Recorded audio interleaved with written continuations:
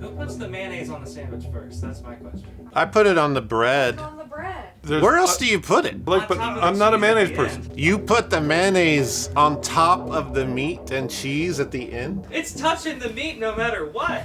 Yeah, I'm writing you up. You're fired.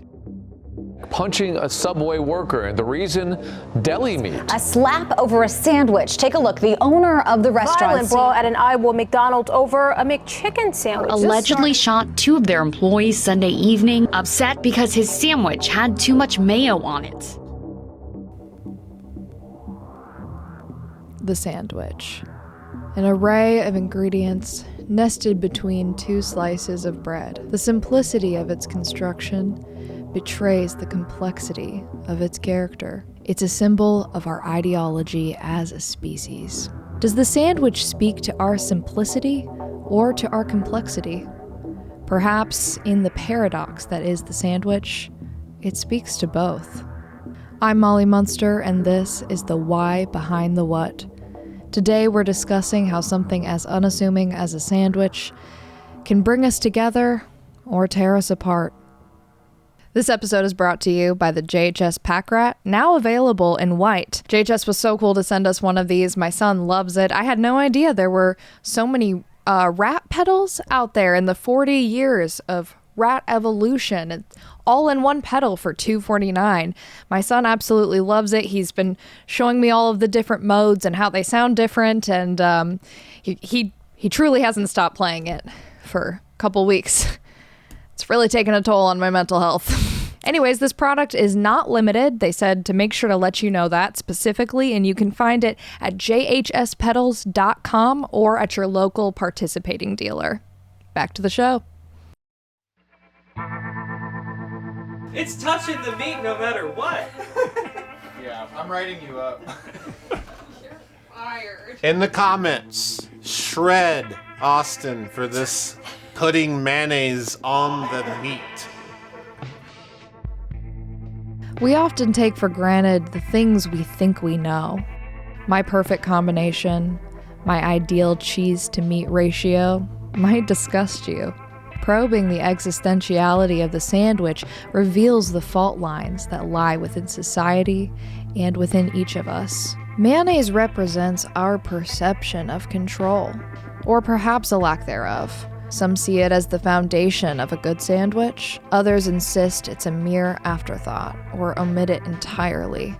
Nonetheless, this humble condiment drives a wedge in our society.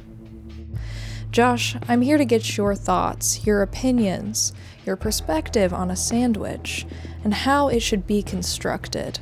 A piece of bread followed by mayo, followed by cheese, followed by the meat, the lettuce, tomato, red onion, and then mayo. You can even crack a little black pepper on the top and glue it together.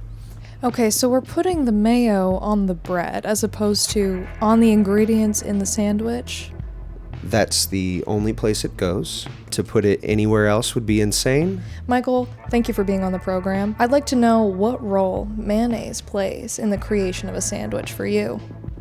None. Could you elaborate? Mayonnaise doesn't belong on anything that you might consider consuming. It is something that many people love. This is a very alarming take. Sure.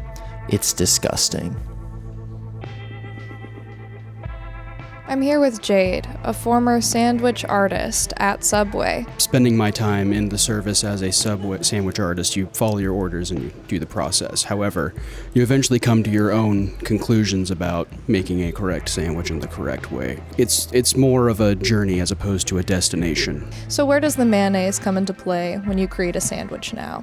I eventually came to the conclusion myself that it will go on first most of the time. There are times when I do go back on that, however, and it's a constant give and take. Like any artist, Jade has learned the rules and learned how to break them.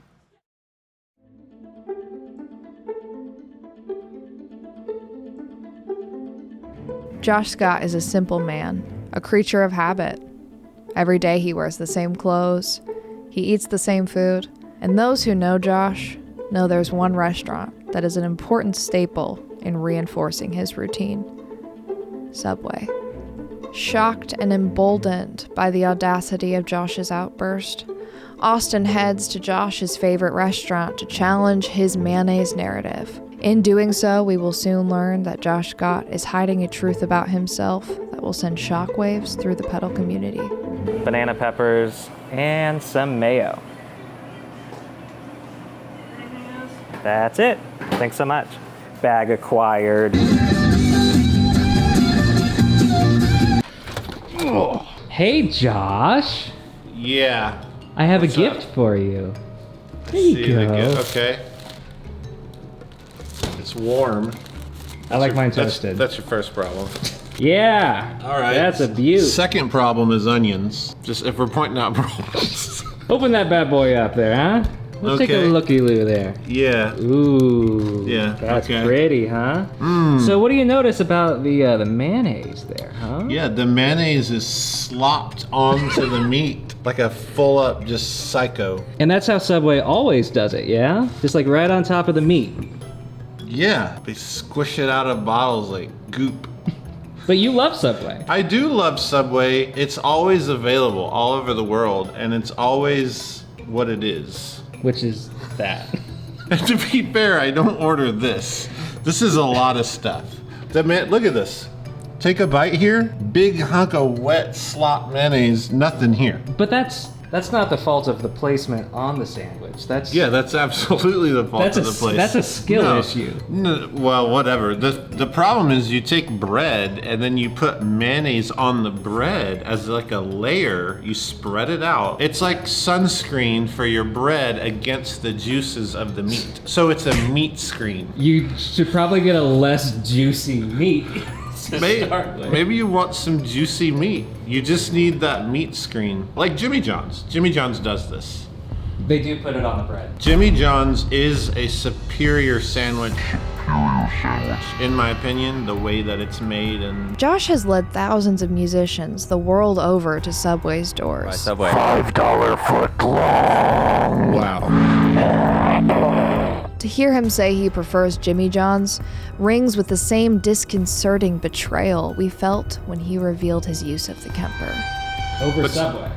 Yes, but Subway is going to get eaten more because it's more available. And here in Grandview, where JHS is, there's like a Subway, 9 Taco Bells, and a McDonald's. I'm always going to go for Subway because you got to eat fresh. We find that within Josh Scott, a war rages between the simplicity and routine he craves and the dedication to hard work and his sense of order. How can such different ideals coexist in one man? Okay. We're not going to see eye to eye on this. No, we're not. This is the equivalent of the Taco Bell meat gun. Well, folks, I guess it's official. Josh hates Subway. He's been leading you down a dark path of unrighteousness, and now we all have to suffer the consequences. What began as a simple, candid discussion about sandwiches led to a bitter discourse between friends. Through this conversation, we learned that mayonnaise, what we thought was a symbol of unity, is actually a flashpoint of revelation. But we have to ask ourselves, is Josh Scott the only one brimming with this turbulent duality? We all have our Subway Jimmy John's compromises. We're all confronted with these difficult decisions. These paradoxes are what define us.